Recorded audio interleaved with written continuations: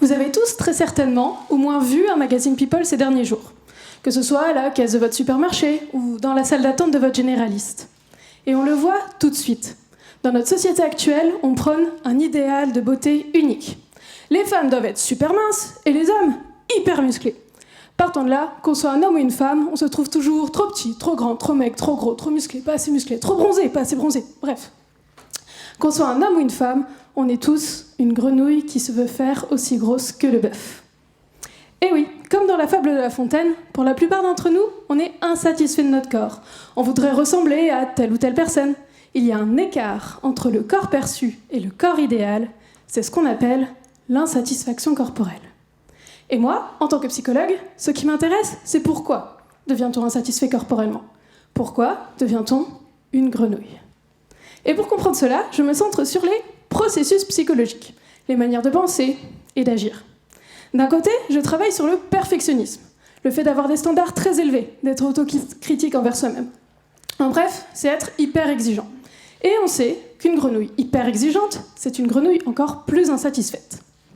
De l'autre côté, je travaille sur la rumination. Bon, là vous avez vu un bœuf, mais la rumination, c'est pas avaler, régurgiter les aliments sans arrêt comme les vaches. Non. Moi, je vous parle de rumination mentale. Le fait de ressasser les événements, les inquiétudes, les émotions négatives. En bref, c'est se prendre la tête.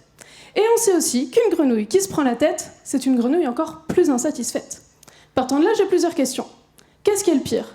La grenouille hyper exigeante ou la grenouille qui se prend la tête ? Et la grenouille hyper exigeante qui se prend la tête, qu'est-ce que ça donne ? Et donc mon travail, c'est de comparer les grenouilles entre elles sur différents points. Sur leurs pensées, sur leur comportement et sur leurs émotions.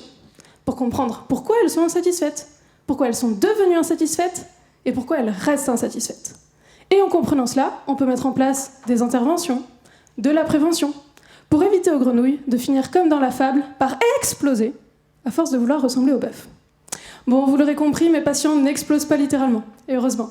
Mais ils peuvent devenir anorexiques, boulimiques, dépressifs. Et ça peut être évité. Alors finalement, le but de ma thèse, c'est de changer la fable de La Fontaine. Est-ce assez, dites-moi ? N'y suis-je point encore ? Ni. M'y voici donc ? Point du tout. M'y voilà ? Vous n'en approchez point. Et finalement, la grenouille s'arrêta d'enfler et se rendit compte qu'une grenouille est juste censée ressembler à une grenouille. Je vous remercie. Julie Rivière.